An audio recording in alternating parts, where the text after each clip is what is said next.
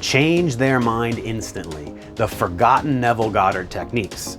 I see so much confusion and wrong information out there about things like everyone is you pushed out, whether or not we can change someone, make them love you, whether or not you can manifest your SP or X. Neville Goddard has conflicting information about this himself as his view of the law has evolved, which confuses things even more when you're researching, right? So today, I'm gonna get to the bottom of it, and I'm gonna give you the truth of how this all works, along with specific practices and techniques to bring love into your life, to change your reality so that you are whole and complete, in love, no longer lonely, sad, no longer feeling that empty hole within. Now, we will start with what true love really is, and how your inner reality is the only thing stopping that love from being in your life. And you need to understand this first before you can get into any techniques, or they won't work at all for you. This foundation is important. True love is an experience of being whole and complete within, and it does not require an external person or thing. It's about being comfortable with yourself.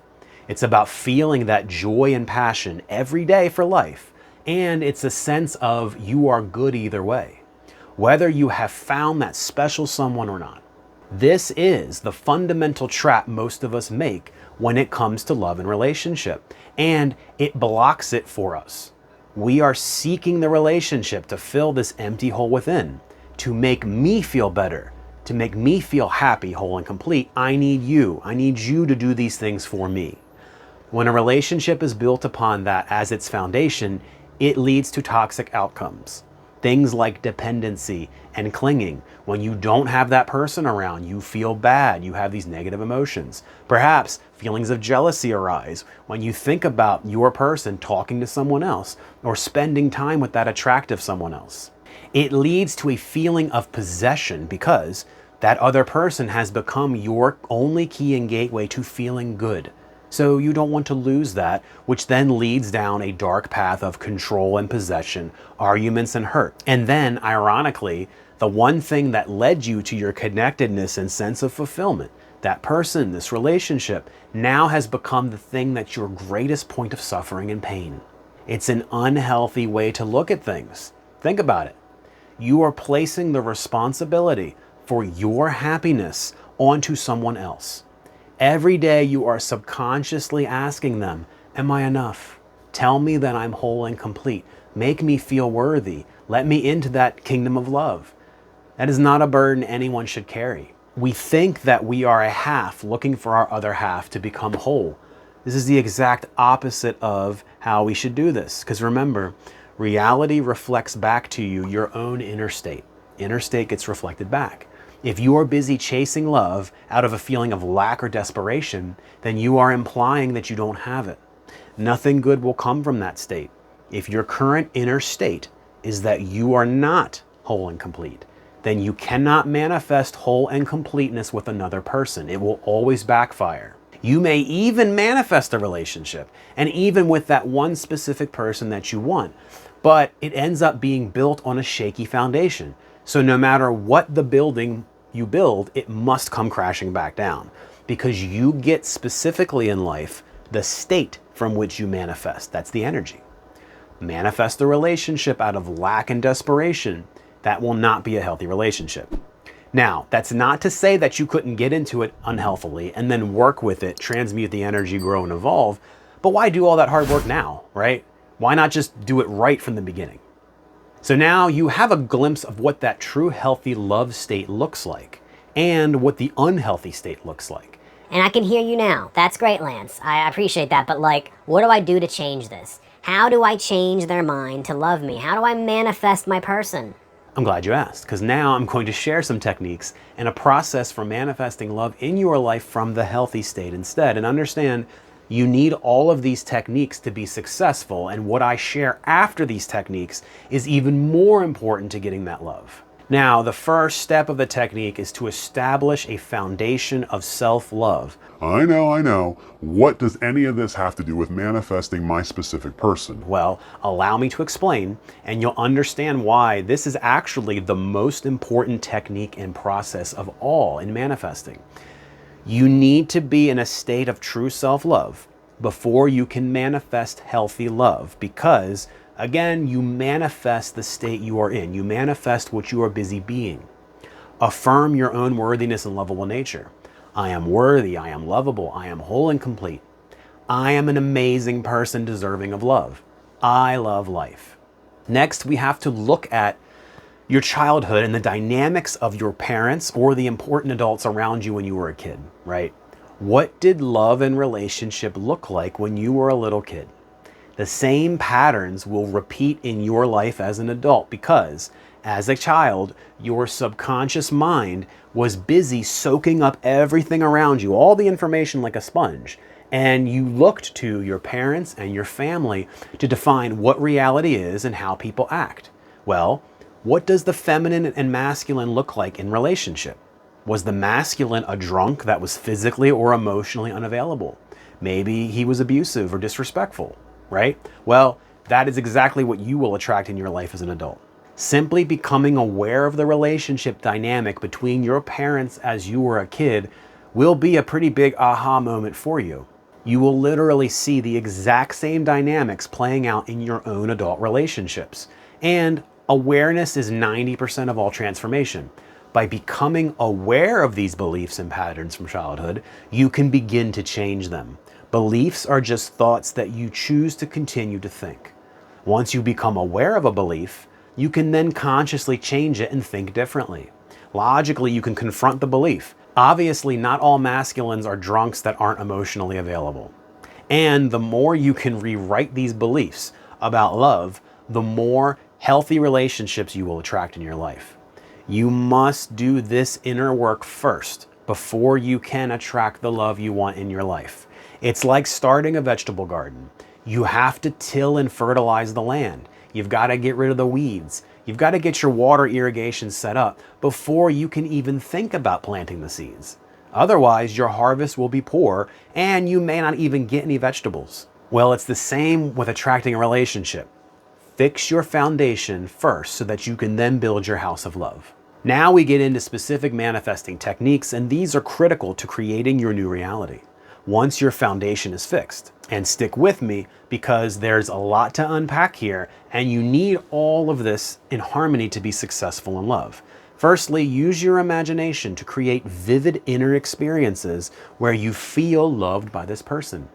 Engage in inner conversations with this person or other people in your life, where the dialogue is around this new love and relationship in your life. Make a part of this visualization the fact that you have done this inner work we've been talking about, and that you are already whole and complete within, because you can use manifestation steps to help you manifest the things you need to do. Now, a powerful specific visualization is one where you are lying in bed with this person, and do this visualizing while you're lying in your own physical bed. And going to sleep with this feeling and this visualization is very powerful, as it engages Neville Goddard's state akin to sleep, where the doors to your subconscious are wide open while you're falling asleep. And engage your feelings, both emotionally and the feeling and knowing that you are in a loving relationship. Neville Goddard talks about both of these things. His secret is actually reflected in both ways. Understand that visualizing the scenes is not so that it will unfold exactly as you see it. Instead, the visualization is simply meant to get you into a state that resonates with what you want. In this case, that state happens to be love. Let go of any specifics of the visualization. Do not hold them as an absolute truth, as that is another major block for manifestation that I see all the time. And pro tip, along those lines, I don't recommend manifesting a specific person. Hear me out here. But instead, I recommend letting the universe bring the next best love for you.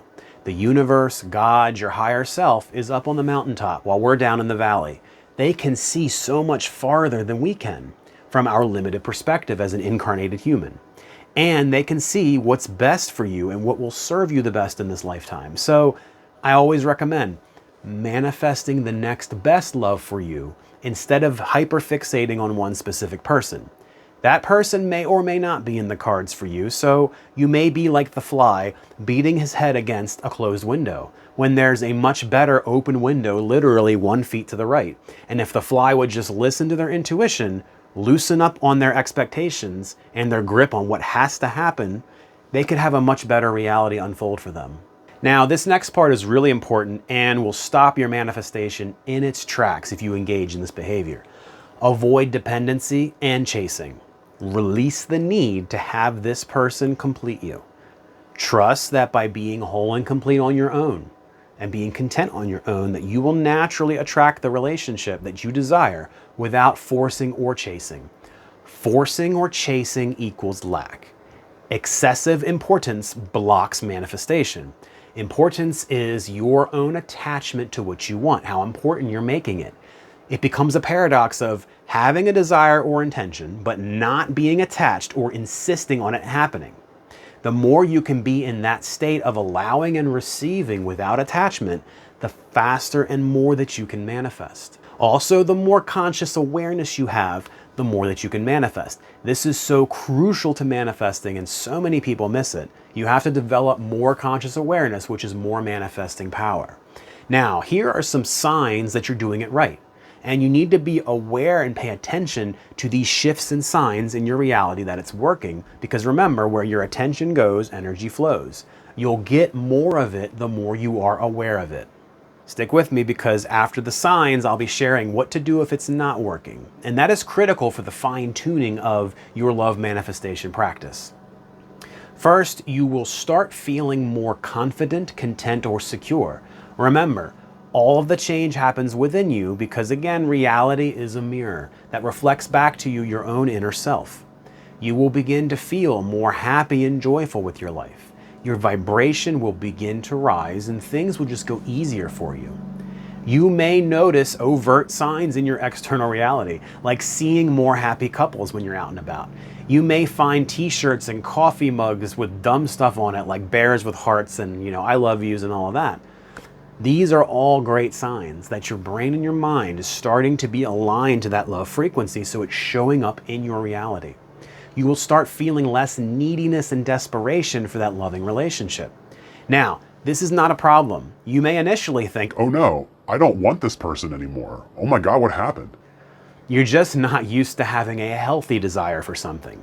So when you lose all that unhealthy clinging and attachment, you find yourself wondering if you still want them and kind of getting worried about it. This is actually a beautiful state to be in. This is the epitome of what I'm talking about this whole time, that you are good either way. And it's an extremely attractive energy to have.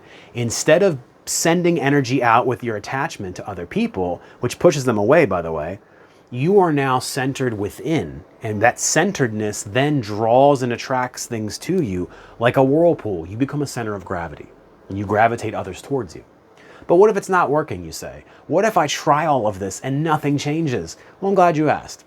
Here's some tips for tweaking your approach. And after this, I'll have some additional tips and insights that may be just the one key you need to successfully manifest in your life. First off, be patient with yourself. Transformation is a process, and there's no timetable for that. You could transform overnight. It could take you weeks. Trust the process, have compassion and patience as you work on yourself. This is big work you're doing. You have learned all of these patterns over years and years of your childhood. They may not shift overnight. Timing, as Neville says, is God's business and not ours.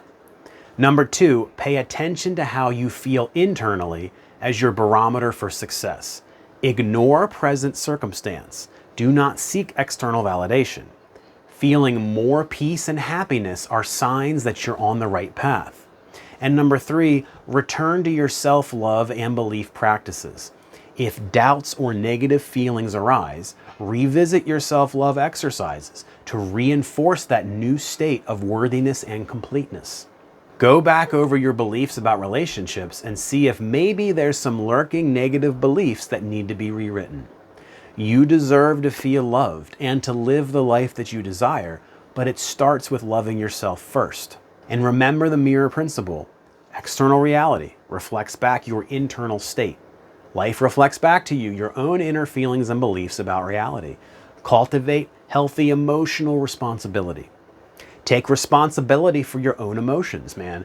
No one makes you feel anything. I'm gonna say it again, no one makes you feel anything. If you think someone else can make you feel a certain way, understand that you are giving up all of your power and allowing others to control you. Because if they can change their behavior and affect your emotional state, who's in control? Take control of your own emotional state. Understand you make yourself feel that way. Nobody else does. And understand that manifestation is not just techniques. Honestly, manifestation techniques are the least important part of the whole process. It's a holistic approach that involves your inner state, your thoughts, your feelings, and your beliefs about reality. These are the most powerful drivers of what you will experience day to day. Avoid obsessive thinking and behavior. Obsessively fixating on the absence of your desire is simply reinforcing the lack, which will give you more lack. So let go of the manifesting from time to time, which will allow you to shift into the receiving mode where you're pulling things in, and monitor your inner dialogue. Be aware of negative thoughts of feelings or lack, and consciously shift them to thoughts and feelings of positivity and abundance. And check out this video for the 4-step letting go process to attract love into your life. I hope you choose to make it a great day and love yourself. Much peace and love to you, my friend.